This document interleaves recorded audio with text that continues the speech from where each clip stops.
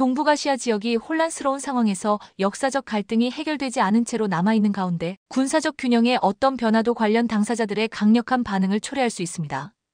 기술과 경제 발전으로 두각을 나타내온 한국은 현재 큰 전략적 도전에 직면해 있습니다. 북한의 위협에 대응하고 일본 및 중국과의 영토 분쟁 속에서 입지를 유지하기 위해 국방력을 강화해야 한다는 것입니다. 이러한 노력의 일환으로 핵잠수함 개발 계획은 중요한 이슈로 부각되고 있습니다. 이는 해군력을 강화할 잠재력뿐만 아니라 복잡한 정치적 안보적 의미를 내포하고 있기 때문입니다. 한국의 핵잠수함 보유 구상은 새로운 것이 아닙니다. 이 구상은 20여 년 전 한반도의 긴장이 고조되던 시점에서 이미 제기되었습니다. 하지만 이전의 프로젝트들은 국제사회, 특히 한국의 중요한 전략적 동맹국인 미국의 압력으로 대부분 중단되었습니다. 최근 지역 안보 상황이 심각해짐에 따라 2030년까지 첫 핵잠수함을 운용하는 것을 목표로 이 계획이 재개되었습니다. 이러한 움직임은 즉각적으로 외국 군사 전문가들 사이에서 논란을 불러일으켰습니다. 그들은 이 조치가 지역 내 불안정을 심화시킬 수 있다고 우려하고 있습니다. 국제사회의 이러한 우려는 근거가 없는 것이 아닙니다. 전문가들은 한국의 핵잠수함 보유가 동북아시아에서 새로운 군비 경쟁을 촉발할 가능성을 강조하고 있습니다. 이미 강대국 간 대립으로 어두운 그림자가 드리워진 이 지역에서 한국의 전략적 경쟁자인 일본과 중국이 이러한 군사적 변화에 가만히 있지는 않을 것이 분명합니다. 게다가 북한이 계속해서 탄도미사일과 잠수함 발사를 시도하는 상황에서 한국의 이러한 행보는 긴장을 고조시키는 단계로 해석될 수 있어 남북 관계를 더욱 악화시킬 우려가 있습니다. 그러나 우리의 관점에서 이 계획은 단순한 군사적 야망을 넘어 국방정책에서의 자주성과 방어 능력을 확보하기 위한 전략적 조치입니다. 핵잠수함은 장기간 수중에서 활동하며 탐지가 어렵다는 점에서 추적이 어려운 북한 잠수함 위협에 보다 효과적으로 대응할 수 있도록 도와줄 것입니다. 또한 이는 일본 및 중국과의 해상 영토 분쟁에서 전략적 차이를 만들어낼 수 있는 서울의 대응책이기도 합니다. 이러한 상황에서 제기되는 질문은 단순히 한국이 핵잠수함을 개발해야 하는가를 넘어 국가 안보와 지역 안정을 어떻게 균형 있게 조율할 것인가입니다. 이는 한국의 전략적 결단뿐만 아니라 국제사회 내 파트너 및 관련 당사자들과의 협력을 요구합니다. 글로벌 안보 지형의 재편성에 중요한 영향을 미치는 문제로 떠오르고 있다. 지금으로부터 약 3년 전 미국에서는 한국이 절대 핵잠수함을 보유하도록 허락해서는 안 된다는 군사 전문가들의 반응이 있었습니다. 당시 한국 정부는 차세대 잠수함은 핵 추진이 될 것이라며 향후 핵잠수함 도입을 추진해 2030년까지 실전에 투입하겠다고 천명했었고 김현종 당시 국가안보실 2차장이 미국을 방문해 전홍 추구라늄 해결료를 공급받고 싶다는 제의까지 했었죠. 이 소식이 전해지면서 저러한 반응이 나왔던 것인데요. 사실 한국이 최초로 핵잠수함 도입을 추진했던 것은 벌써 20년 전으로 일본과 독도를 둘러싼 갈등이 심화되고 북한의 위협을 계속 방치할 수 없어 노무현 전 대통령이 핵잠 건조를 승인하면서 362사업으로 불리는 핵잠 건조가 비밀리에 추진됐었습니다. 완전히 비밀로 붙여질 수 있었던 이 사업은 한 기자가 엠바고를 깨고 보도하면서 1년 만에 종료되고 말았습니다. 그리고 약 20년 뒤 다시 한번 한국 정부가 공개적으로 핵잠 도입을 천명했으니 미국의 입장에서는 상당히 난감한 문제가 아닐 수 없습니다. 이러한 소식이 전해지자 미국의 군사 전문가들은 하나같이 실현 가능성이 없다며 반대 의사를 표했습니다. 미국 랜드 연구소 R&D 코퍼레이션의 브루스 베넷은 미국이 앞으로도 한국의 핵추진 잠수함 도입을 반대할 것이라며 말을 잘랐고 주한미군 특전사령부 작전참모 출신 데이비드 맥스웰은 한국은 핵잠수함이 필요하지 않다며 대놓고 반대 의견을 표했습니다. 그런데 많은 이들이 한국은 미국과 체결한 원자력 협정 때문에 고농축 우라늄을 만들 수 없어 핵잠수함을 개발할 수 없다. 또는 핵잠수함은 핵무기를 탑재하기 위해서 만드는 것이다 등등의 반응을 보이는데 오늘은 이에 대해 이야기하면서 한국이 핵과 관련해 세계 최초로 개발한 기술을 하나 알아볼까 합니다. 그렇다면 가장 기본적인 질문을 던져보겠습니다. 도대체 핵잠수함이야 핵잠은 왜 필요한 것일까요? 아무래도 북한이 가장 큰 이유일 겁니다. 지난 9월 8일 북한은 정권 수립 75주년 기념일을 하루 앞두고 잠수함 발사탄 도미사일 SLBM을 장착할 수 있는 첫 전술 핵 공격 잠수함인 김군옥 영웅함을 공개했습니다. 우리 군은 정상적으로 운용할 수 있는 모습이 아니다라며 평가절하했지만 만약 이것이 사실이라면 북한은 ICBM에 이은 SLBM까지 보유하면서 해상에서의 위협도 현실이 됐습니다. 잠수함은 수중에서 은밀히 움직이기 때문에 사전에 움직임을 탐지해 무력화하기 쉽지 않기 때문이죠. 따라서 북한 잠수함을 추적하려면 최소 2에서 3배 빠른 속력을 내면서 지속적으로 추적할 수 있는 핵잠이 필요합니다. 둘째로는 주변 국가의 해양 영토 분쟁 때문입니다. 현재 일본은 독도를 빌미로 지속적으로 갈등을 조장하고 있고 중국은 해양 경계획정 문제가 해결되지 않은 가운데 이어도 관할권을 두고 지속적으로 갈등을 유발시키고 있습니다. 현실적으로 어려우므로 비대칭적 전략 수단으로 핵잠을 활용해야 합니다. 그렇다면 한국은 현실적으로 핵잠을 도입할 수 있을까요? 일각에서는 한미원자력 협정 때문에 개발할 수 없다는 의견이 제시됩니다만 한국은 핵잠 도입이 가능합니다. 왜냐면 개정된 협정에 따르면 한국은 미국과의 협의를 거쳐 우라늄 235를 20% 미만까지 농축할 수 있습니다. 다만 미국이 핵원료를 공급한다면 이는 오로지 평화적인 목적으로만 사용할 수 있죠. 이를 핵잠과 관련해 살펴볼까요? 핵잠은 핵분열을 통해 발생되는 에너지로 엔진을 가동시키는 잠수함을 의미합니다. 잠수함의 가장 큰 장점은 수면 아래에서 활동해 쉽게 위치를 파악할 수 없는 보통 디젤 잠수함의 경우 3에서 4일에 한 번씩 수면으로 올라와 연료를 공급해야 하므로 레이더에 탐지될 가능성이 있습니다. 그러나 핵잠은 우라늄의 핵분열을 통해 에너지가 공급되므로 이론적으로는 평생 수면 아래에서 기동이 가능합니다. 다만 식량 공급이나 승조원들의 안전을 위해 3에서 4개월로 한정하고 있죠. 여러 전문가들의 의견처럼 한국의 기술력은 이미 차고도 넘치는 상황이지만 문제는 연료 수급. 핵잠을 건조하더라도 연료가 수급되지 않으면 핵잠은 고철에 불과하며 그 원료인 우라늄은 원자력 발전소에서 사용하는 것과는 전혀 다릅니다. 원전용 핵연료는 우라늄 235를 5%로 농축시킨 것이지만 핵잠에서 사용하는 핵원료는 20% 농축된 우라늄입니다. 이마저도 프랑스가 루비급의 20% 농축 우라늄을 성공시켰기 때문에 가능한 것이지 고고익선입니다. 높을수록 효율이 높으니까요. 프랑스만 20% 농축 우라늄을 사용하고 미국과 소련 등은 핵무기로 전용이 가능한 90% 농축 우라늄을 씁니다.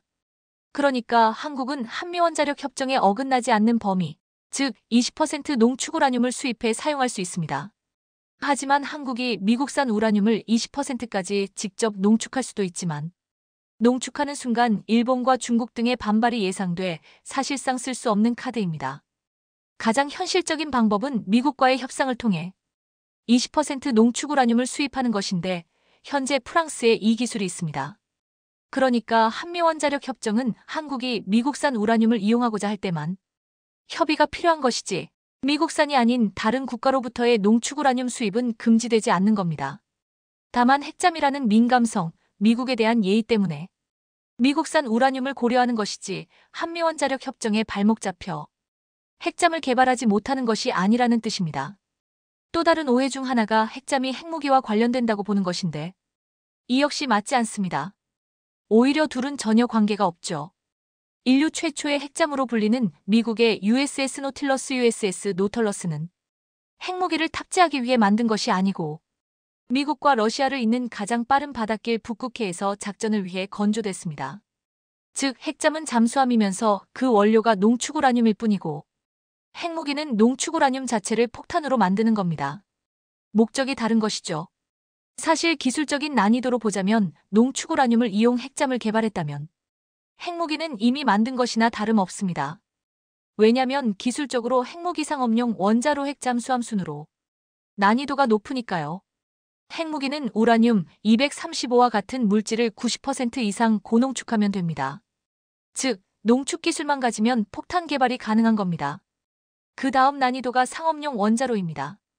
원자로는 발전소 가동에 필요한 농축된 우라늄 5%의 핵분열 에너지를 사용하는데 이를 전기로 변환하고 발전소를 안정적으로 가동시키려면 핵폭탄보다 훨씬 더 고난이도의 기술력이 필요합니다. 안전성이 담보되어야 하는데 한국은 벌써 수십 년간 원전을 운영 중입니다. 기술력 끝판왕은 단연 핵잠인데요. 왜냐면 잠수함이라는 좁은 공간에서 승조원의 피폭을 최소화해야 할 뿐 아니라 안전성까지 확보해야 하니까요. 변화무쌍한 해저 환경과 혹시 발생할지도 모르는 교전 상황에서도 정상적으로 원자로를 가동시켜야 하는 만큼 고려해야 할 사항이 너무나 많은 겁니다. 그래서 우리 정부가 작년 9월 공개한 북한의 핵잠이 아닐 수도 있다고 보는 것이고 북한만이 그 답을 알고 있습니다. 이를 바꿔 말하면 혹 한국 정부가 핵잠용 원자로를 개발해 실전에 투입시켰다는 뉴스가 들린다면 한국은 이미 핵폭탄 또는 핵무기 제작 기술을 완성했다고 봐도 됩니다. 그런데 아직 핵무기나 핵폭탄, 핵잠 기술을 개발했다는 뉴스는 없지만 한국원자력연구원이 세계적인 난제로 꼽혀온 방사성 요오드의 누출 및 이동을 99% 이상 차단할 수 있는 천연물질을 세계 최초로 발견했습니다. 보통 방패물이라 불리는 방사성 폐기물은 원전에서 사용하고 남은 해결료를 일컫습니다. 하지만 이는 방패물의 극히 일부입니다. 방패물은 방사선이 사용되는 모든 곳, 원전은 물론이고 병원, 연구기관, 산업체 등에서도 엄청난 방패물이 나옵니다. 그중 방사선이 약한 것을 저준 위폐기물, 강한 것을 고준 위폐기물이라 부릅니다. 저준 위폐기물은 원전 직원들이 사용하는 작업복, 장갑, 더신 등이 있고 고준 위폐기물은 원자로에 투입했다가 꺼낸 사용 후 해결료가 있습니다. 원자력안전법 시행령 등에 따르면 고준 이방사성 폐기물이란 열 발생량이 EKWM, 반감기 20년 이상인 알파선을 방출하는 핵종으로 방사능 농도가 g당 4,100크렐 이상인 것으로 규정하고 있습니다. 이들은 장기간에 걸쳐 강한 방사선을 방출하므로 가장 위험에 특히 조심스럽게 다뤄야 하죠. 이러한 방패물은 저준이든 고준이든 방사선이 방출되기 때문에 인간의 거주지와는 완전히 격리된 공간에서 처분되어야 합니다. 보통 저준 위폐기물은 천층 처분, 즉 땅을 얕게 판 후 콘크리트로 처분고를 만든 후 이곳에 폐기합니다. 처분고가 다 차면 사이사이에 몰타르 등을 채우고 그 위에 점토, 모래, 자갈, 아스팔트 등으로 다중방수 복토층을 만들어 방사선물질의 방출을 막죠. 혹은 인위적으로 지하 동굴을 만들어 방벽을 세운 후 보관하는 동굴 처분 방식도 있습니다. 그 국가의 지형에 따라 달라지는데 프랑스, 미국, 영국, 일본은 천층 방식을, 독일, 스웨덴 등은 동굴 처분 방식을 씁니다. 한국의 경우 2014년 12월 경주시 문무대왕면 봉길리에 동굴 처분 시설을 완성해 운영 중에 있고 작년 8월 같은 지역에 표층 처분 시설을 착공했습니다. 그리고 고준 위폐기물 처분 시설도 아직 운영되지는 않지만 계획 중에 있습니다. 한국에서 발생하는 고준 위폐기물은 월성원자로 등에서 발생한 사용 후 해결료가 대부분인데 현재는 발전소 내 수조에 저장하고 있습니다. 이렇듯 원전은 가장 효율적인 전기 생산 시설이지만 방사능 유출이라는 가장 치명적인 단점도 동시에 안고 있습니다. 잘 알고 계시는 체르노빌 사고나 후쿠시마 원전 사고는 인류에게 씻을 수 없는 상처를 남겼죠. 그런데 핵분열 시 발생하는 핵 중에는 방사성 요오드라는 물질이 있습니다. 이 방사성 요오드의 반감기는 8일로 굉장히 짧지만 후쿠시마 원전 폭발과 같은 폭발 초기에 엄청난 문제를 야기할 수 있는데요. 다만 이를 극소량 사용하면 갑상선암 등의 질병 치료에 사용 가능하지만 적정량을 넘어서면 오히려 갑상선암을 발생시키는. 그런데 이 물질의 특징이 우라늄이나 세슘 등 다른 핵종들과는 달리 음이온의 성질을 가져 사용 후 해결료를 감싸는 완충제나 주변 암석에 흡수되지 않고 빠르게 이동하는 특징을 가졌습니다.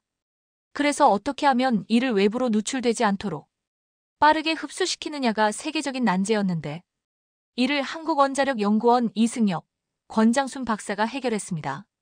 연구팀은 오랜 연구 끝에 방패물을 보관하는 구리용기가 부식되면 구리이온이 만들어지고 이 물질이 지하수의 탄산이온을 만나 천연광물인 공작석의 AlACHITE 자연적으로 생성된다는 사실을 발견했습니다. 그런데 더 놀라운 점은 공작석이 방사성 요오드만 선택 흡수하는 것에서 그치지 않고 더 단단한 광물인 마샤이트 MARSHITE로 재탄생한다는 점입니다. 즉, 사용 후 해결료를 구리로 만든 용기로 감싸 지하 깊숙이 보관하면 구리 용기가 부식되어 발생되는 구리이온이 지하수의 탄산이온과 결합해 공작석이 만들어지고 그 공작석은 방사성 요오드를 선택적으로 흡수해 마샤이트 광물로 변신하고 계속 몸집을 키우는 겁니다. 이런 성질 덕분에 공작석을 이용하면 방패물 처분장 밖으로 흘러나가는 방사성 요오드를 99% 이상 영구히 붙잡아 둘 수 있게 되는데요. 이 연구를 잘 활용하면 방패물 처리장 주변에 별다른 기계 장치를 설치하지 않고 가장 다루기 어려운 방사성 요오드를 지하에 계속 붙잡아 둘 수 있게 되는 겁니다. 이제 원전에서 방사성 요오드를 선택적으로 제거한 정화 시스템이 만들어질 수 있다는 의미이고, 이로써 원전의 안정성이 한층 더 높아질 수 있다는 가능성이 가장 큰 성과라고 볼 수 있는데요. 대만이 자체 개발한 차세대 고등훈련기 AT-56임 영문명 브레이브 이걸 15일 오전 엔진 고장으로 추락했습니다. 비록 조종사는 비상탈출에 무사히 구조됐지만 대만 내에 큰 충격을 불러일으키고 있습니다. 이번에 추락한 융잉은 비행시간이 183시간에 불과했는데, 이번 사고는 대만군이 2021년 융잉을 본격 도입한 이후 처음 발생한 것이었습니다.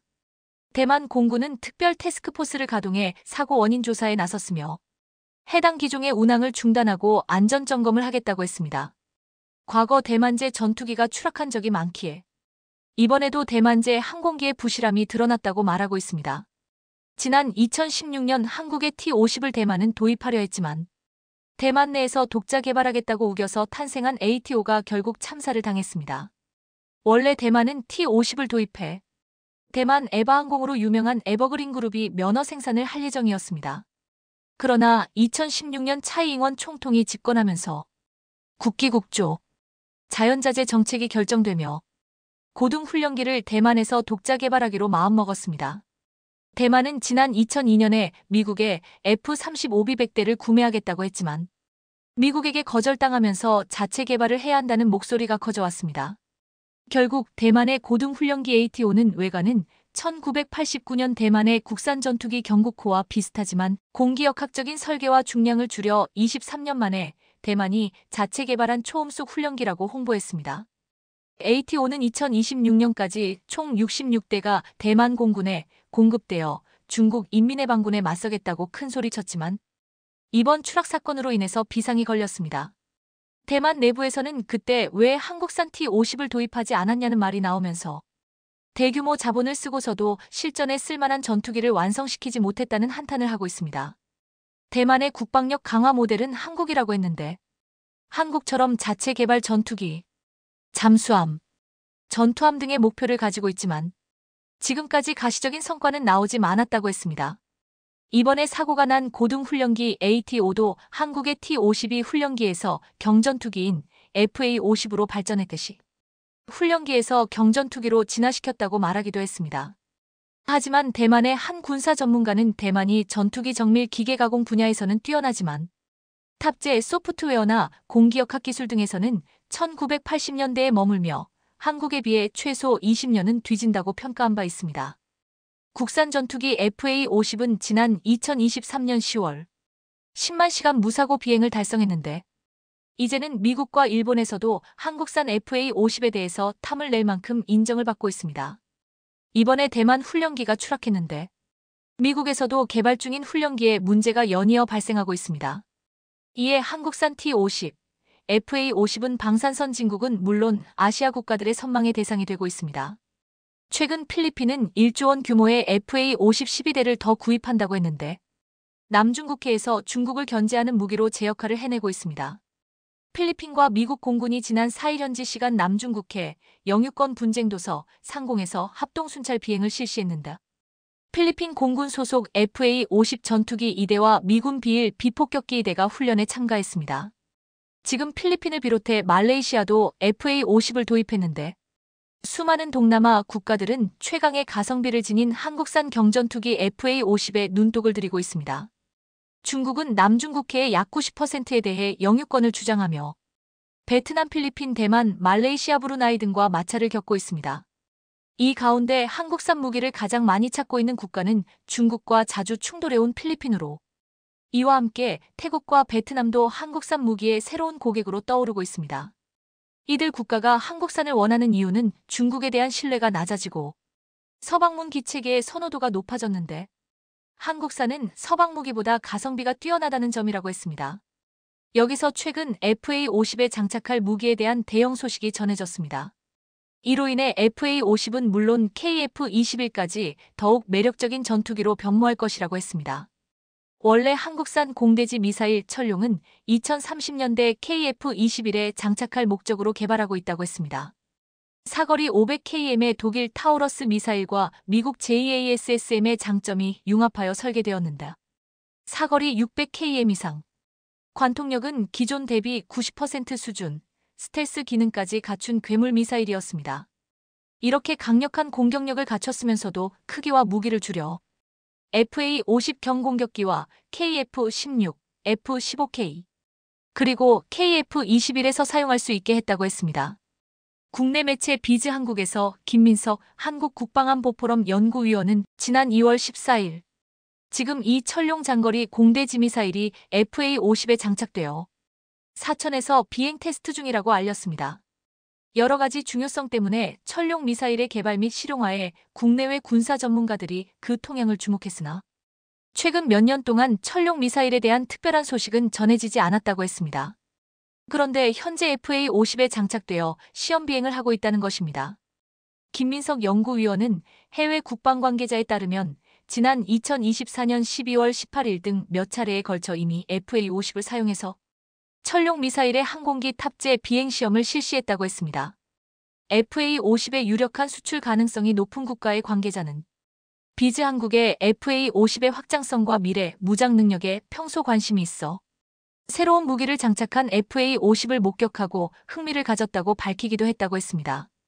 KF-21에 2030년대에 장착한다는 국내산 장거리 공대지 미사일 천룡이 이미 FA-50에 장착되어 시험을 하고 이것이 FA-50을 도입하는 국가에게 큰 관심을 받고 있다는 것입니다.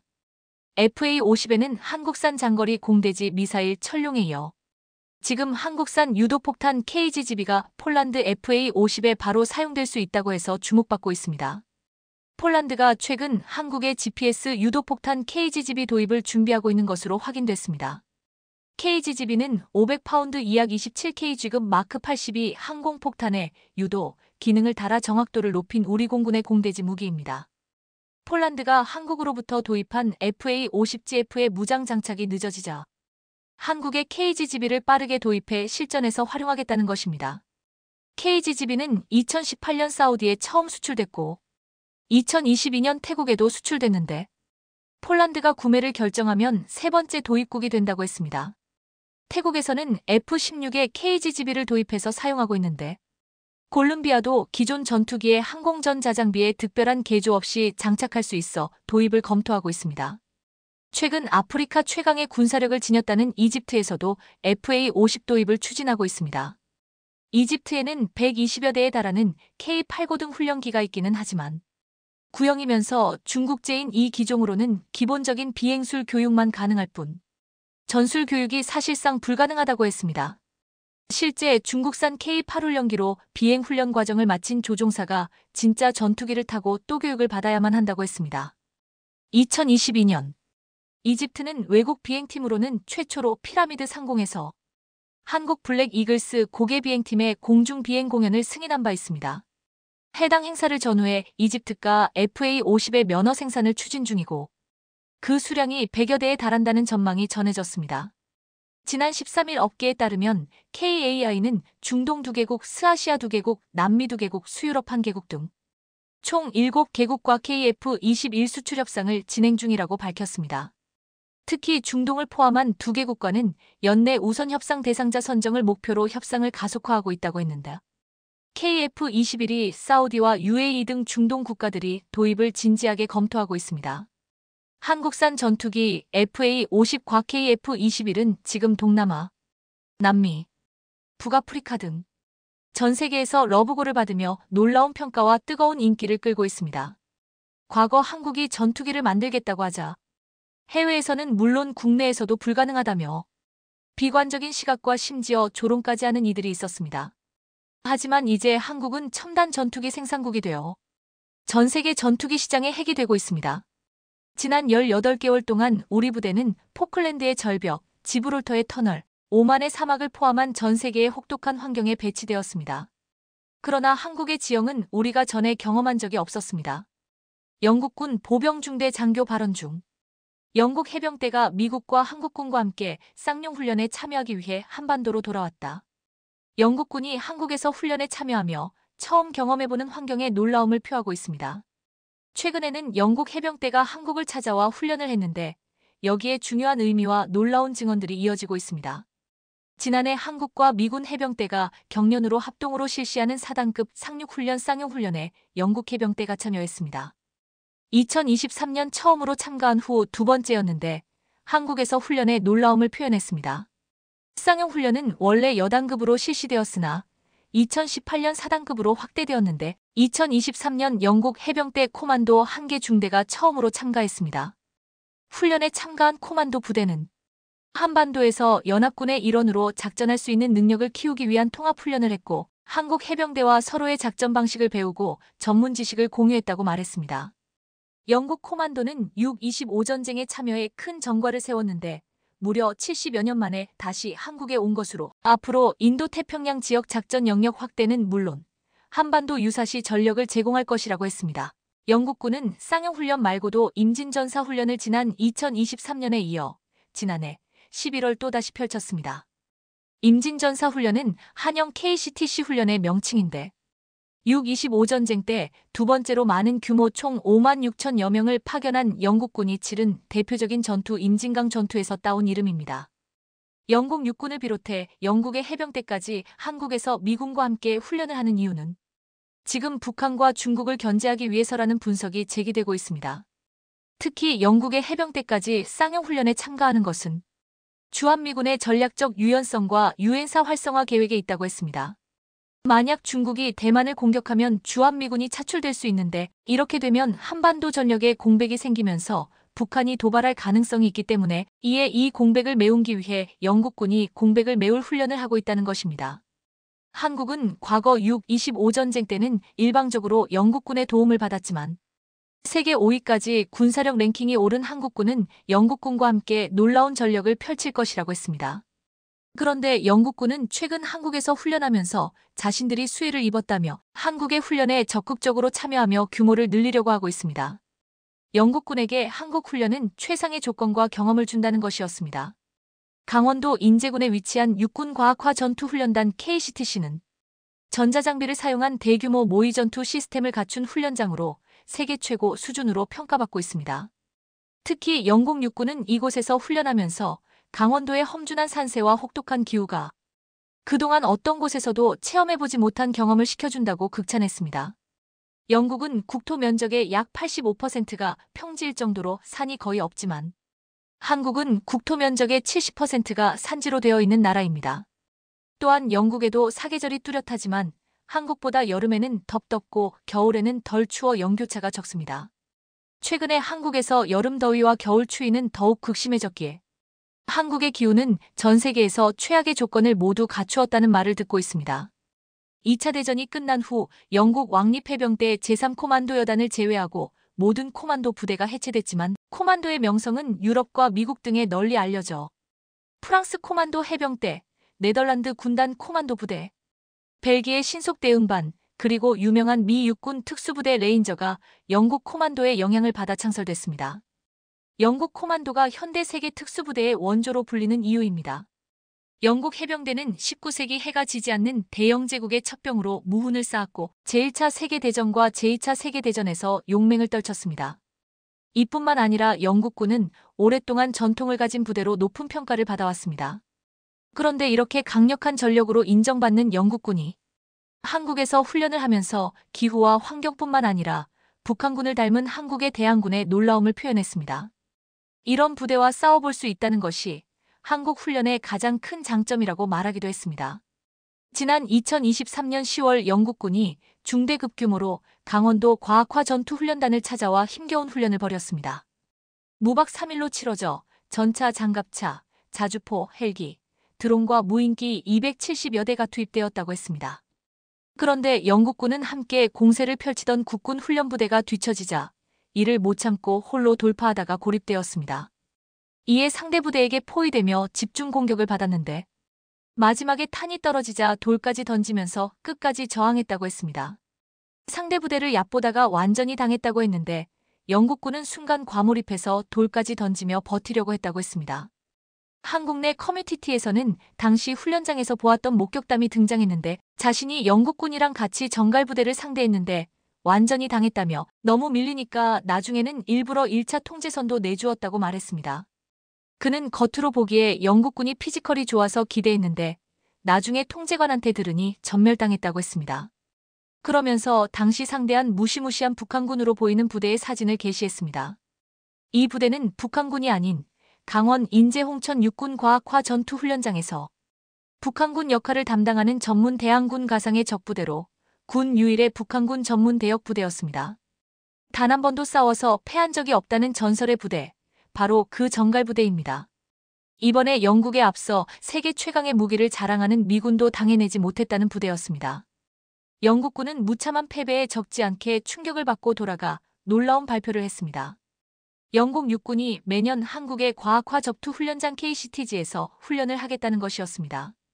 언론에서는 영국은 국토 면적의 약 85%가 평지라서 산이 별로 없기에 강원도의 험준한 산세에 매료되어 매년 이곳을 찾아 실전적인 훈련을 하겠다고 보도했습니다. 영국군은 2022년 소대급이 처음 참가하고 지난해엔 규모를 늘려 중대급이 참가했는데 이제 매년 실시하는 정례화 방안을 추진하기로 했다고 했습니다. 그런데 군사 전문가들은 영국군이 강원도에서 훈련을 하는 것이 단순히 산악지형에서 훈련하기 위함이 아니라고 했습니다. 여기에는 최첨단 훈련 시스템과 더불어 어떤 부대도 이길 수 없다는 무시무시한 한국의 특수부대가 있기 때문이라고 했습니다.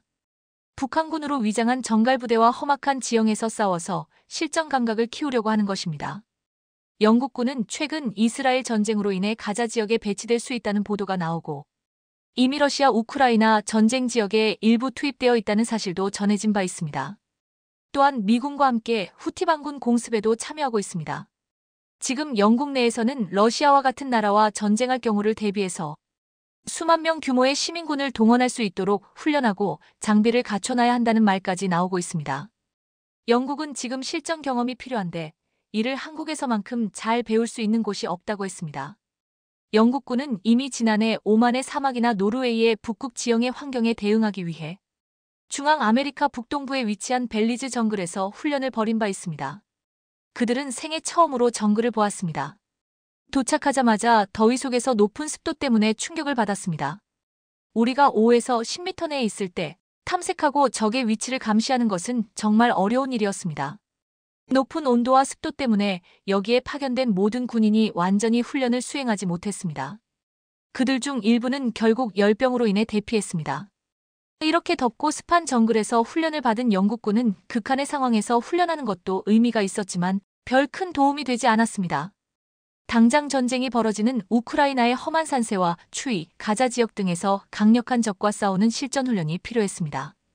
그 해답을 한국에서 찾은 것입니다. 영국군이 험한 산세에서 손도 쓰지 못하고 당했다는 한국의 정갈부대는 놀라운 존재였습니다. 정갈부대는 부대원 모두가 최고의 능력을 가진 특급 전사로 이루어져 실전과 다를 바 없는 전투 훈련에서 패배를 용납하지 않는 무적의 부대로 평가받고 있습니다. 이 부대는 대한민국 육군이지만 복무 기간의 절반가량을 북한군 군복을 입는데 별칭이 적갈부대인데 산악 정갈처럼 신속하고 은밀하며 치명적인 공격으로 유명합니다. 정갈부대는 혹독한 훈련 과정을 통과해야 자격이 부여되고 20발 사격 훈련에서 대부분 20발을 명중시키고 800M 고지를 한 차례도 쉬지 않고 뛰어오를 정도의 놀라운 전투력을 갖추고 있습니다. 400km 행군도 너끈히 해내야 합니다. 또한 정갈부대원이 되기 위해서는 간부도 병사도 모두 정갈교육대에서 6일간의 교육을 받으며 교전기술, 전투대형, 독도법, 통신장비 사용법, 전투부상자처치 등을 익혀야 합니다. 이 기간 교육생들은 무박 3일간 공격방어 훈련을 실시하며 실전과 똑같은 상황을 경험하게 됩니다. 정갈부대는 적보다 강한 적, 적보다 지독한 적을 구호로 가지고 있으면서 북한군 대신 스파링 파트너 역할을 하지만 사실상 북한군보다 훨씬 더 강력한 훈련부대로 평가받고 있습니다. 이 부대는 한국군의 실전 전투력을 강화시키기 위해 북한군의 특성을 그대로 모방해 적용합니다. 산악지형에 특화된 북한군이 총을 한 손으로 잡고 내달리는 방식인 한손 파지법을 사용하기도 하고 통신장비가 열악한 적군처럼 전장 상황을 육성 릴레이로 전파해 적의 위치와 소대장의 지시사항을 모든 소대원에게 정확히 전달하는 모습을 보여주기도 합니다. 놀랍게도 이 부대는 한 번도 패배한 적이 없고 상대 훈련부대 가입에나 많은 병력을 투입해도 사망자를 4배 가까이 기록한 사례도 있습니다. 강원도 인제에 있는 과학화전투훈련단에 가면 험준한 산세에 도사리고 있는 정갈부대를 만날 수 있습니다. 이들은 뛰어난 전투력과 변화무쌍한 전술로 훈련부대를 압도하는 모습을 보여줬는데 육군 야전부대와 연십회 이상 훈련을 하고 주한미군도 1년에 3차례씩 맞붙고 있습니다. 지난해 10월에는 5개국 8팀이 참가한 국제과학화전투 훈련 경연에 참가해 한미연합군의 카운터 파트너로 맞붙기도 했습니다. 정갈부대는 최신 장비로 무장한 미군을 상대로도 밀리지 않은 모습을 보여주었는데 미군은 스트라이커 장갑차 휴대용 드론 등 최신 장비를 동원해 정갈부대는 장비나 무기에서는 열세가 있었지만 지형과 기상을 이용한 기만작전을 펼쳐서 미군 대대를 완벽하게 섬멸했다고 했습니다. 지형을 속속 파악해 아군이 유리한 곳으로 상대를 유인했고 상대가 익숙하지 않은 기상 조건에도 충분히 대비돼 있었다는 것입니다. 이후 미군 측은 정갈부대와 훈련하는 횟수를 늘리길 원했다고 했습니다. 세계 유일의 분단 국가이자 휴전국인 한국은 북한군보다 더 강력한 정갈부대를 만들어 훈련하고 있는다. 이를 세계적인 IT 강국답게 세계 최고의 과학화 전투 훈련단 KCTC를 만들었습니다. KCTC는 초기에는 미국을 모방해 만들었지만 이제는 세계 최고로 불리고 있습니다. 영국의 한 군사 매체는 한국 KCTC에서 훈련했던 스코틀랜드 근위대 한 중대가 임진전사 훈련을 마치고 돌아온 후일담을 기사로 자세히 보도했습니다. 기사에서 이 부대가 현장을 고백한 내용은 이러했습니다. 그곳에서 그들은 한국의 산악 환경에서 작전을 수행하며 어려움에 직면했습니다. 울창한 숲과 가파른 산은 세계의 다른 어떤 곳과도 비교할 수 없었습니다. 여기 낮에는 섭씨 20도에서 밤에는 섭씨 5도까지 기온이 오르내리는 악천후 조건이 더해집니다. 항해부터 장비와 병력 이동까지 한국의 산은 보병 중대에게 독특한 환경을 제공할 뿐만 아니라 적군에게도 많은 방어적 이점을 제공합니다. 8소대 시중대의 경비병체는 그 지형을 다음과 같이 묘사했습니다. 정글로 뒤덮인 벤네비스 산 같아요. 산이 엄청나게 가파르고 숲이 너무 빽빽해서 몇 미터 앞도 안 보여요. 중대는 파병된 대한민국 육군 부대로부터 교훈을 얻어 임시 기지에 적응했으며 이 훈련을 통해 군인들이 앞으로 유사한 지형에서 효과적으로 작전을 수행할 수 있는 귀중한 경험을 얻었습니다. 시중대 이사령관인 해미쉬 스튜어트 대위는 다음과 같이 말했습니다. 지난 18개월 동안 부대는 포클랜드의 절벽, 지브롤터의 터널, 오만의 사막을 포함한 전 세계의 혹독한 환경에 배치되었습니다. 그러나 한국의 지형은 우리가 전에는 경험한 적이 없는 것과 같습니다. 시중대는 지난 몇 주 동안의 지형에서의 작전 경험을 바탕으로 군인들이 전쟁에서 군사적 상황을 이해하는데 자신의 실제 경험을 활용하는 무병전술 훈련 TWT를 실시했습니다. 이 귀중한 훈련은 모든 군인에게 전투를 인간화하는 데 도움이 되었습니다. 이 기사는 한국에서 훈련이 얼마나 굉장했고 얼마나 큰 도움이 되었는지를 생동감 있게 설명해 주었습니다. 지난 2022년 영국 육군은 소대급으로 처음 참가하고 2023년에는 규모를 늘려 중대급이 참가했습니다. 또한 지난해 한영연합과학화전투훈련을 매년 실시하는 정례화 방안을 추진하기로 합의했습니다. 영국군은 6.25전쟁 당시 임진강 근처에서 중공군 세계 사단에 맞서 싸운 정신을 계승한다며 한국에서 훈련을 임진전사훈련이라 이름을 붙였습니다. 이제 영국군은 한국의 최고의 시설에서 훈련하며 대만 유사시 북한과 중국이 또다시 도발해오면 한국군과 함께 이들을 완벽하게 제압할 준비를 하고 있습니다. 중국이 동남아시아와 인도, 심지어 아프리카 지역 국가들을 대상으로 한국산 무기를 사들이지 못하도록 강력히 압박하고 있습니다. 최근 중국 외교부와 국영 매체들은 일제히 한국산 무기를 도입하는 국가와는 향후 어떠한 협력도 진행하지 않을 것이라고 천명했습니다. 더 나아가 시진핑 중국 국가주석이 직접 나서 한국산 무기를 도입하는 국가에는 모든 경제적 지원을 끊어버릴 것이며 심지어 군사적 위협마저 가할 수 있다는 외신 보도까지 나오면서 주변국의 긴장감이 높아지고 있습니다. 중국이 이처럼 강경한 자세를 취하는 배경에는 크게 두 가지가 거론됩니다. 첫째, 중국은 이미 세계 2위 규모의 군사비 지출을 단행하며 자체 군수산업을 세계적 수준으로 끌어올렸습니다. 다양한 신기술을 민간과 공유하는 국민융합 정책을 통해 해군 공군의 현대화와 우주기술 개발, 무인화 등의 속도를 내고 있습니다. 둘째, 미국 중심의 대중견제 전선이 강화되는 가운데 한국이 글로벌 무기 시장에서 두각을 나타내고 있는 점도 중국 입장에서 부담 요인이 되고 있습니다. 한국은 전차, 자주포, 함정, 전투기 등 기술력을 기반으로 무기 수출 시장에서 빠르게 성장하며 주목받고 있습니다. 특히 동남아시아와 아프리카는 인프라 구축과 군사 현대화가 동시에 이뤄지는 지역으로 중국은 이곳을 자국 군수산업의 주요 시장이자 1대1로 정책의 핵심 무대로 삼고 있습니다. 그간 중국은 막대한 경제 지원과 투자 프로젝트를 통해 현지 국가들과 밀접한 관계를 맺어왔습니다. 그런데 한국산 무기가 시장에서 경쟁력을 확보해 이들 국가로 수출이 확대되자 중국은 이를 국가 안보와 영향력 측면에서 심각한 위협으로 받아들이고 있습니다. 이번에 보도된 외신 기사에 따르면 시진핑 주석은 최근 비공개 회의에서 한국산 무기를 사들이는 국가에는 우리가 추진하던 각종 인프라 투자와 대규모 차관 지원을 전면 중단할 것이며 필요하다면 군사적 수단까지 고려할 것이라고 밝혔다는 충격적인 발언이 포착됐습니다. 이는 경제적 연계가 깊은 인도, 아프리카와 동남아시아 국가들로 하여금 한국 무기를 선택하기 어렵게 만드는 강력한 압박 수단으로 평가됩니다. 군사적 위협까지 언급됨에 따라 해당 지역 국가들은 중국과의 관계 악화를 우려해 한국 무기 도입을 재검토하거나 이미 진행 중인 계약을 보류하는 움직임도 나타나고 있습니다. 자, 그런데 대반전이 일어났습니다. 중국의 협박을 받은 인도가 중국의 협박을 완전히 무시해버리고 보란 듯이 전격적으로 한국 조선방위산업과 초대형 협력 체계를 구축하기로 했다는 소식이 전해지며 전 세계가 술렁이고 있습니다.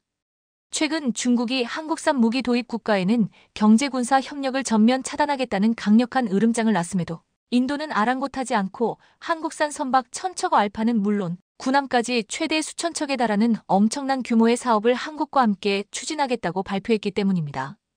인도 현지 언론들은 이를 중국의 위협을 정면으로 돌파하려는 강력한 의지이자 인도가 해양 패권 경쟁에서 새로운 판을 짜겠다는 야심찬 선언이라며 연일 일면 톱기사로 다루고 있습니다.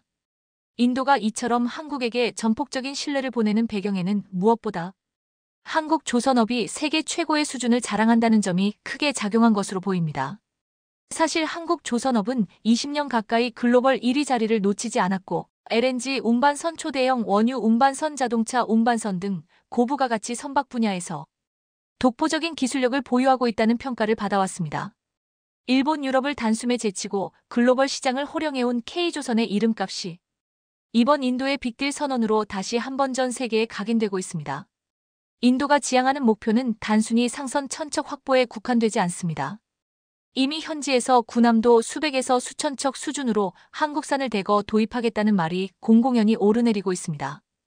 인도군 수뇌부는 우리는 인도양에서 중국과 한판 승부를 벌여야 하는 상황이라고 목소리를 높이면서 한국 조선방위산업이 보유한 첨단 군함 건조 능력에 큰 기대감을 표하고 있는 것으로 전해집니다. 인도는 전체 무역 물동량의 95%를 해상 수송에 의지할 정도로 해양 운송이 핵심 동맥입니다. 그런데 자국 조선업 역량이 세계 점유율 1%에도 못 미치는 형편이라 연간 110조 원가량을 해외 선사에 지불하고 있습니다. 정부 추계로는 향후 20년간 무역량이 폭발적으로 증가해 이렇게 방치하면 연간 500조 원 수준의 막대한 임차료를 해외로 흘려보내야 할 수도 있다고 합니다. 결국 나렌드라 모디 총리는 해운 자립도 없이는 진정한 경제대국이 될 수 없다며 세계 최고의 LNG 운반선 초대형 선박 건조 능력을 지닌 한국을 파트너로 적극 물색해 온 것으로 알려집니다. 올 12월 초 울산 HD현대중공업 조선소와 하나오션, 삼성중공업 등 한국 빅3 조선소를 잇따라 방문한 인도 대표단은 한국은 모든 종류의 상선을 대규모로 건조할 수 있는 기술과 인프라를 이미 갖춰놓았다고 감탄한 것으로 전해집니다. 인도가 한국과 협력하려는 분야는 민간 상선을 넘어 해군력 전반까지 아우릅니다. 잠수함, 구축함, 항공모함 등 대형 해상 전력 확보를 서두르는 인도에겐 한국의 축적된 함정 건조 경험이 무엇보다 매력적입니다. 북한과의 대치로 군함, 잠수함 등을 끊임없이 발전시켜온 한국 방위산업은 이미 상당 수준의 노하우를 자랑하며 첨단 무인화 기술과 스텔스 함정 설계 등 다양한 미래형 기술 개발에서도 앞서 있다는 평가를 받습니다. 현지 언론들은 일제히 인도가 중국산 무기는 물론 중국의 경제적 협박을 단호히 물리치고 한국과 손잡았다며 대서특필하고 있습니다. 일부 매체는 이번 결정은 인도가 해양 패권을 되찾기 위한 역사적 분수령이라고 강하게 주장하기도 합니다. 특히 중국이 1대1로 정책과 인프라 투자를 앞세워 아시아 아프리카 지역에 영향력을 확대하는 와중에도 인도가 국익을 지키고 나아가 해양대국의 꿈을 실현하기 위해선 한국이라는 최강 파트너가 필요하다는 논조를 내세워 큰 관심을 끌고 있습니다. 물론 중국은 인도의 이 같은 행보에 거세게 반발하고 있습니다. 중국 외교부 대변인은 특정 국가가 타국 무기를 무분별하게 대량 도입하는 것은 지역 평화를 위협한다며 사실상 인도를 지목해 비난했습니다. 이어 한국산 무기를 구입하는 나라에 대해서는 협력관계 전면 중단을 포함해 모든 조치를 고려할 것이라며 수위를 한층 끌어올렸습니다. 그러나 인도 측 기류는 확고합니다. 인도 국방장관과 해군 총장은 최근 공동 기자회견에서 중국의 압박이 거셀수록 우리는 한층 더 굳은 의지로 해양력을 강화해 나갈 것이라고 목소리를 높였습니다. 현지 언론들은 이를 두고 중국이 경제 군사적 공세를 펼치면 펼칠수록 인도가 한국과의 군사 협력을 더욱 강화하는 역설적 상황이 벌어질 것이라는 전망을 내놓습니다. 전 세계 주요 언론들이 최근 한국 조선 건조 기술에 찬사를 쏟아내고 있습니다. 대형 상선 분야에서 독보적인 기록을 써내려가고 있을 뿐 아니라 군함 분야에서도 탁월한 기술력을 발휘해 한국이야말로 현존하는 세계 최고의 조선 강국이라는 평을 얻고 있는 것입니다. 특히 중국이 지난 수년간 무서운 기세로 조선업에 투자하며 국영 조선사를 앞세워 대형 군함 생산을 확대해왔음에도 한국산 군함의 기술적 우위가 여전히 분명하다는 분석이 쏟아지고 있습니다. 첫 번째는 정밀도 높은 선체 설계입니다. 한국 조선사들은 1970에서 80년대부터 일본과 유럽 선진국을 빠르게 추격하며 세계 조선사상 유례없는 품질 혁신을 이뤄냈습니다. 현재 글로벌 기준에서 가장 높은 수준의 선체 설계 기술과 초밀도 용접 공정이 적용되고 있다는 평가입니다.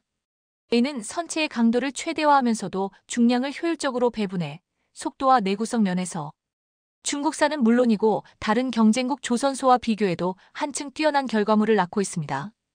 두 번째는 첨단 전투체계 및 무기체계 통합 능력입니다.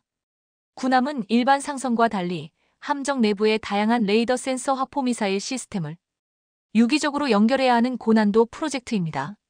이와 관련해 한국은 초정밀 통합 전투체계를 짧은 납기 내에 완벽하게 구현해내는 것으로 정평이 나 있습니다. 해외 군사 전문 매체들은 한국 조선소들은 단순 조립을 넘어 독자적으로 개발한 무기 시스템을 함정에 최적화하는 프로세스를 갖췄다고 높이 평가합니다. 예컨대 중국산 군함은 대형 화양산 체계를 활용해 단기간에 수적 우위를 노렸다는 이미지가 강하지만 함정 운용 현장에서 요구되는 정교함과 신뢰성 측면에서는 한국산에 못 미친다는 지적이 잇따르고 있습니다. 세 번째로 주목받는 강점은 스마트 야드 기술과 인프라입니다. 이미 한국은 대형 조선소마다 초대형 도크와 자동화 설비를 구축해 연간 수십 척의 초대형 원유 운반선 VLCC부터 LNG 운반선 그리고 신형 구축함, 잠수함까지 동시에 건조할 수 있는 혁신적인 생산 환경을 갖추고 있습니다. 이는 중국도 규모 면에서는 빠르게 추격 중이나 품질 관리와 고품질 인적 자원 배분 면에서 한국 수준에 미치지 못한다는 평가입니다. 글로벌 컨설팅 업체 관계자는 한국 조선사들이 구축한 스마트 야드 체계는 로봇 AI 3D 시뮬레이션 기술이 어우러진 종합 작업장이며 이는 곧 생산 효율성뿐 아니라 품질 안정성의 비약적 상승으로 이어진다고 설명했습니다. 이렇듯 전 세계 언론들은 한국산 군함이 해상 기동력, 스텔스 성능, 전자전 대응 능력, 거기에 더해 함정 내 인체 공학적 설계까지 거의 모든 부문에서 중국산 대비 강력한 경쟁 우위를 확보했다고 평가합니다. 다수 해외 군사 전문가들은 중국 해군 함정도 2010년대 후반부터 기술력이 꽤 발전했지만 아직도 전투 상황에서의 안정성과 함정 내부 시스템의 통합도 면에서 미흡한 점이 보인다고 지적합니다. 반면 한국은 오랜 노하우의 기초의 함정 구조 배선과 통신 장비 배치를 세밀히 설계 제작함으로써 실제 전투 상황에서 불필요한 장애를 최소화하고 유지보수 체계 역시 편리하게 구현했습니다. 따라서 중국산 군함이 가성비와 대량 생산으로 홍보되는 것과 달리 한국산 군함은 최정 상급 해군력이 요구하는 수준을 만족시키는 고성능 함정이라는 강점을 내세우고 있습니다. 여기에 더해 한국 조선소들은 군함, 엔진 추진 장치 발전 설비 분야에서도 중국이나 다른 경쟁국 대비 우수한 평가를 받고 있습니다. 전투함 동력 체계의 핵심은 지속 동력과 연비, 그리고 함정 내부 공간 활용 효율성인데 한국 기업들은 높은 기술 표준을 통해 엔진 성능과 함정 설계를 최적화해 왔습니다. 덕분에 한국산 군함은 항속력이 뛰어나면서도 운용 비용이 상대적으로 낮고 정비 주기도 길어 해군 작전 유지 능력에서 빛을 발휘한다는 설명입니다. 인도뿐만이 아닙니다. 중국산 무기를 대규모로 구입해오는 것으로 유명한 말레이시아도 이번 중국의 한국산 무기 수입 금지 폭탄 발표 후 파격적인 결단을 내렸습니다. 말레이시아 정부가 최신형 전투기 도입 사업에서 중국산 기체 대신 한국형 전투기 KF-21을 대량 구매하기로 결정했다는 소식이 전해지면서 말레이시아 주요 언론들이 연일 한국이야말로 믿고 함께 갈 수 있는 최적의 파트너라며 극찬하고 있습니다. 말레이시아 국방부는 KF-21은 뛰어난 항공전 자장비와 AESA 능동 위상 배열 레이더 고성능 엔진을 탑재해 초음속 순항 능력까지 갖춘 4, 5세대급 전투기라며 공중전, 지상 타격, 정밀 유도탄 운용 등 다양한 임무에 최적화된 완벽한 멀티롤 플랫폼이라고 평가했습니다. 무엇보다 KF-21이 전자전 대응 능력과 스텔스 도색 기술로 중국산 전투기 대비 우세를 보인다는 군사 전문가들의 진단도 잇따르고 있습니다. 말레이시아 대표 언론들은 한국이 개발한 KF-21은 기체 설계부터 전투체계 통합까지 이미 글로벌 기준에 부합하는 안정성과 신뢰도를 갖췄다고 보도했습니다. 특히 중국산 전투기의 경우 수시로 부품 공급이 끊기거나 협상 과정에서 중국 정부의 외교적 압박이 거론되는 등 문제점이 드러났으나 한국은 오히려 구매 후 정비와 업그레이드까지 꼼꼼히 책임져주는 든든한 파트너로 각인됐다고 강조했습니다. 현지 주요 일간지들은 사설에서 중국은 걸핏하면 협박을 동원하며 거대 경제력의 기대, 상대국을 움츠리게 만들지만 한국은 상생과 협력을 지향하며 기술 이전과 품질 보증에도 적극적이라며 말레이시아가 이번 계약을 통해 조종사 훈련, 군수 지원, 산업 협력까지 통합 패키지를 제공받을 수 있다는 점이 결정을 견인했다고 분석했습니다. 또한 동남아시아 국가들 사이에서도 한국산 무기체계의 우수성이 입소문을 타고 있다고 전하며 이번 KF-21 대량 도입이 단순한 전투기 구매를 넘어 한국과 말레이시아 간 국방산업 협력을 한 단계 끌어올리는 전환점이 될 것이라고 전망했습니다. 말레이시아 정부 관계자들은 한국과 함께라면 우리 공군의 전력을 획기적으로 강화하는 것은 물론 장기적으로 항공 분야 산업 발전에도 크게 기여할 수 있을 것이라고 기대를 내비쳤습니다. 임기가 얼마 남지 않은 바이든, 자신이 대통령 자리에서 내려가기 전에 이렇다 할 업적을 남기고 싶어서였을까요? 그것도 아니면 이제 임기가 얼마 안 남았으니 눈치 볼 것은 아무것도 없다고 생각해 더욱 담대해진 것일까요? 초유의 결정을 내려 전 세계적으로 엄청난 화제가 되고 있습니다. 외신들조차 속보로 바이든 대통령의 발표를 전했는데요. 그 내용은 바로 우크라이나에게 ATAKMS 사용과 이 항공무기를 함께 허가한다는 내용이었습니다. 해당 소식이 알려지자 러시아는 그야말로 발칵 뒤집혔는데요. 항공무기의 개입 자체가 게임 체인저 그 자체가 되기 때문입니다. 이에 궁지에 몰려 다급해진 러시아, 급하게 전 세계를 향해 경고 아닌 경고를 날리고 있기도 한데요. 항공무기의 위력이 러시아에게 있어서 어느 정도로 위협적이고 두려운 존재인지 엿볼 수 있는 순간이었습니다. 전 세계의 반응 또한 인상적입니다. 마치 항공무기가 비장의 한방이자 궁극기 같은 느낌인 것인지 격한 반응을 보이고 있기 때문입니다. 항공무기에 대한 전 세계적인 시선과 인식, 그리고 러시아의 발악 함께 전해드리겠습니다. 조 바이든 미국 대통령이 우크라이나가 미국이 지원한 장거리 미사일을 러시아 영토 내부 공격에 사용하는 것을 승인했습니다. 이는 북한군의 러시아 파병에 대응하는 조치로 장거리 미사일이 러시아군과 북한군을 상대로도 쓰일 수 있다고 미 정부 당국자들은 설명하고 있습니다. 우크라이나의 장거리 미사일 사용을 금지했던 바이든 대통령이 급격한 정책 전환에 나선 것은 북한군의 추가 파병을 막는 것은 물론 우크라이나가 도널드 트럼프 대통령 당선인 취임 이후 전개될 수 있는 종전 협상에서 유리한 고지를 점하게 하려는 의도라는 분석이 나오고 있습니다. 뉴욕타임스 NYT는 바이든 대통령이 자국이 지원한 ATACMS 미사일을 우크라이나군이 러시아 영토를 공격하는 데 사용하도록 허가했다고 속보를 전했는데요. 이 미사일은 사거리가 300km에 달해 러시아 본토까지 타격이 가능한 강력한 미사일입니다. 그런데 이때 미국 군사 전문가들의 분석이 엄청납니다. 만일 2단계에서 우크라이나와 러시아의 전쟁에 있어서 우크라이나 측의 승리가 눈에 두드러질 정도로 보이지 않는다면 극단적인 경우 게임 체인저까지 도입할 가능성을 내다봤기 때문입니다. 그 게임 체인저의 정체는 바로 한국산 무기로 바이든과 우크라이나의 최종 병기와도 같은 느낌이자 러시아에게 있어서는 두려움과 공포의 대상 그 자체였습니다. 그만큼 바이든 정부가 이 우크라이나와 러시아의 전쟁을 트럼프에게 위임하기 전 어느 정도 결착 상태로 마무리하고 싶어 한다는 것이었습니다. 그것도 무적이나 진지하게 말입니다. 미국은 지난 5월 우크라이나가 방어 목적으로 고속기동 포병 로켓 NIS템 HIMARS 등을 러시아군에 사용하는 것은 어용했지만 우크라이나의 지속적인 요청에도 불구하고 확전 우려를 이유로 들어 ATACMS 사용엔 제한을 뒀었습니다. 러시아는 우크라이나가 서방에서 지원받은 무기로 러시아 본토를 공격하면 서방이 참전한 것으로 간주하겠다고 경고해왔기 때문입니다. 그러나 이제는 상황이 달라졌습니다. 러시아가 북한과 군사적 동맹까지 서슴지 않으며 수단 방법을 가리지 않고 있기 때문입니다. 심지어 북한군이 러시아에 파병한 사실도 확인되자 이제 미국 정부는 러시아가 빌미를 제공한 이상 개입하지 않을 이유가 없다고 본 것인데요. 미 정부 당국자들 역시 뉴욕 타스와 워싱턴 포스트 등의 언론 매체들을 통해 바이든 대통령의 결정이 러시아가 북한군을 전투에 투입한 것에 대한 대응 차원이라고 설명했습니다. 그러면서 전한 사실은 무적이나 객관적이고도 웃겼는데요.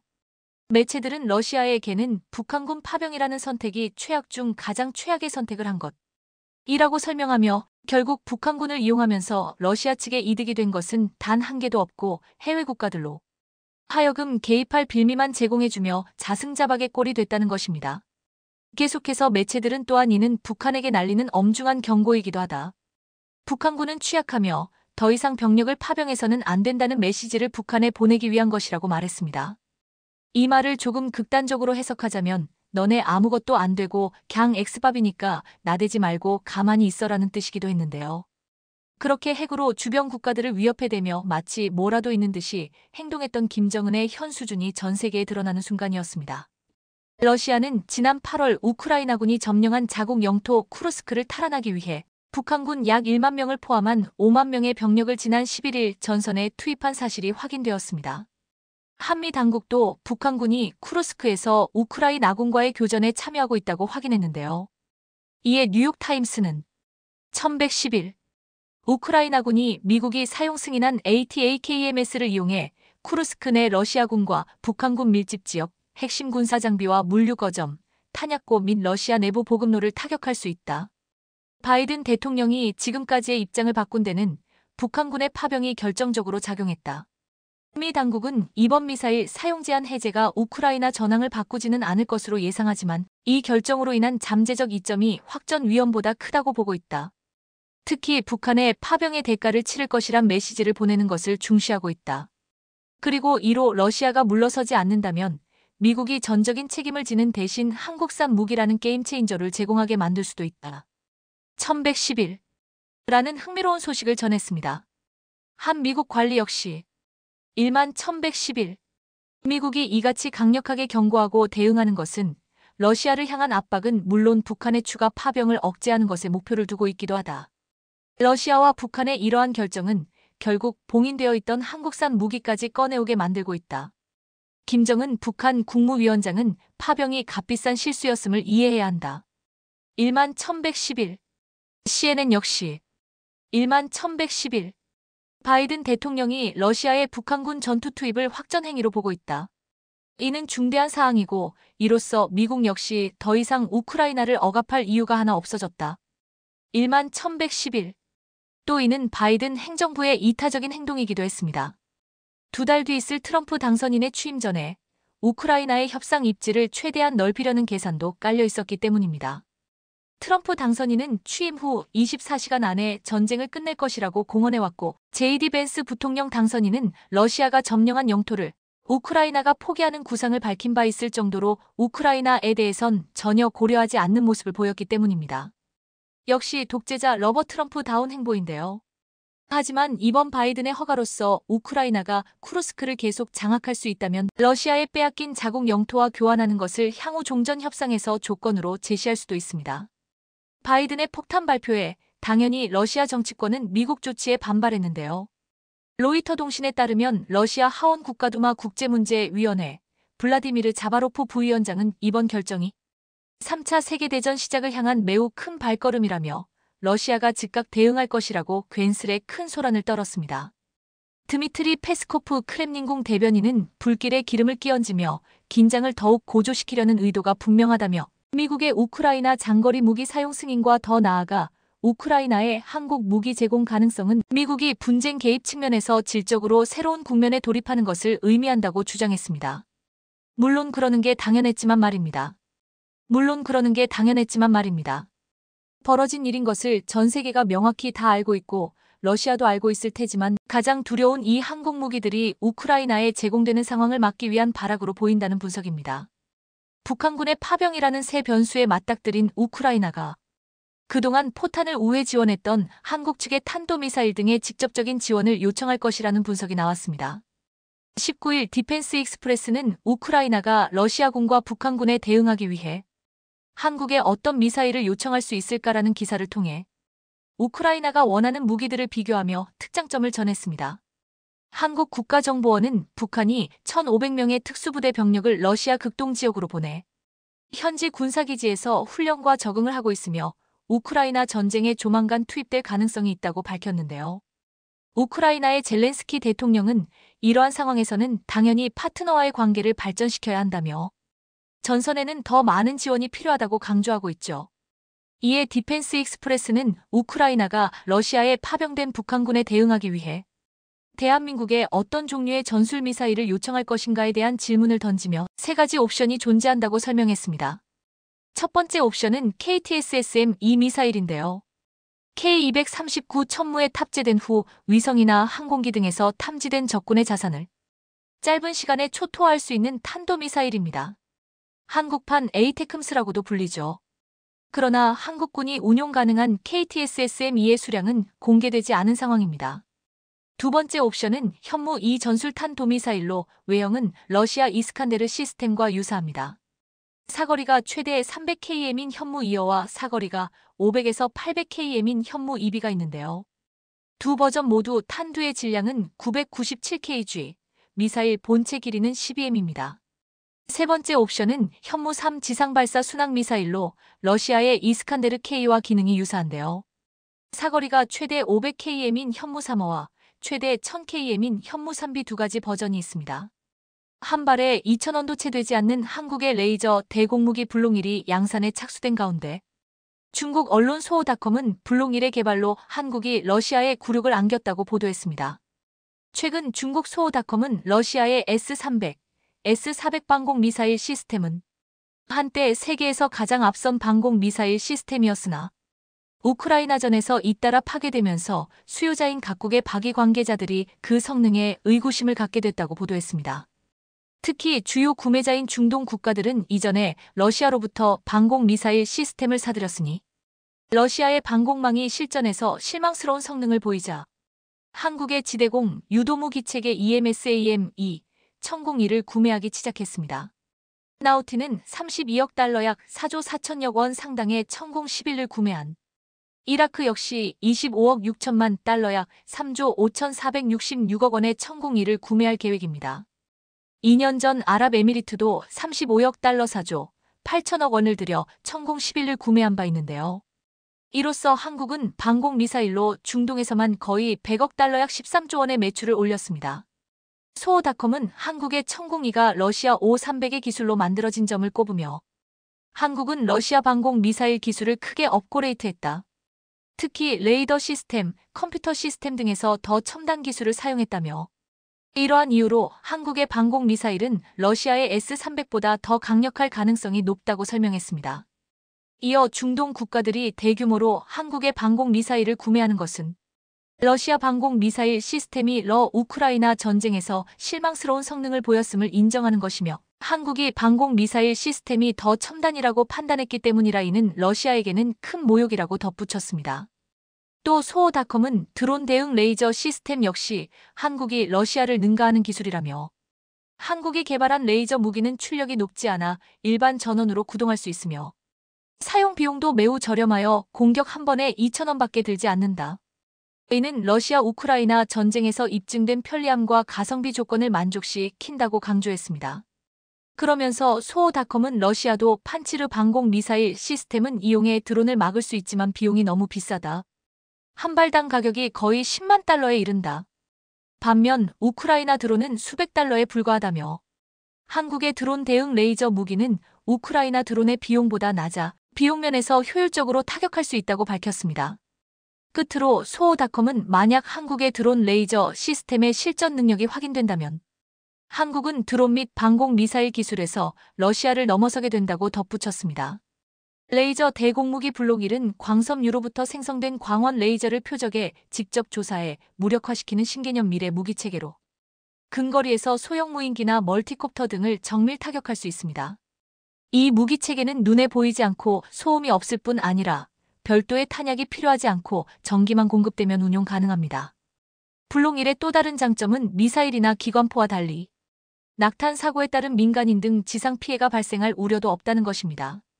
이스라엘 라파엘사가 개발한 레이저 대공포 아이언빔의 초기 모델과 비교할 때 블록 1의 레이저빔 출력은 동급이고 사거리는 아이언빔보다 월등한 것으로 전해졌습니다. 정부가 북한의 우크라이나 러시아 전쟁 파병에 대응해 우크라이나에 단계적 지원을 한다는 방침을 세우면서 어떤 무기체 개가 고려될 수 있을지 주목됩니다. 대통령실 고위 관계자는 22일 앞으로 단계별 시나리오를 보면서 방어용 무기 지원도 고려할 수 있고 그 한도가 지나치다 싶으면 마지막에 공격 용무기까지도 고려할 수 있다고 말했습니다. 방어용 무기를 지원 대상으로 우선 고려하겠지만 사태 추이에 따라 공격용 무기까지 지원 리스트에 오를 수 있다고 경고한 것입니다. 현재 지원 대상으로는 지대공 유도무기인 천공아이과 155포탄이 유력하며 K9 자주포와 K2 전차도 거론됩니다. 제공 방식은 미국 수출 등 우회적 경로가 될 가능성이 크지만 러시아와 북한의 결탁이 더욱 노골화한다면 우크라이나로의 직접 지원도 그려볼 수 있다는 전망이 나오고 있습니다. 더불어 단순 지상전 차원을 넘어서는 무기인 전술지대 지유도무기 KTSSM과 다연장 로켓 천무 같은 첨단 무기체계도 검토 중입니다. 또한 정부는 우크라이나에 파병된 북한군 전력을 모니터링하기 위해 현지에 군사요원을 파견하는 방안도 논의 중입니다. 이들은 북한군의 전술과 전투력을 분석하고 북한군 포로 신문에도 참여할 것으로 보입니다. 우사시 후방 침투 임무를 수행하는 폭풍군단의 작전 및 전술을 연구하면 우리 군이 방어 전술을 세우는 데 유용할 수 있다는 게 정부의 판단입니다. 이 같은 우크라이나에 제공될 수도 있는 한국 무기 목록들을 보니 러시아가 한국 무기를 경계하며 벌벌 떨만도 한데요. 과연 이 전쟁이 또 어떤 방향으로 흘러가게 될지 그 귀추가 주목되면서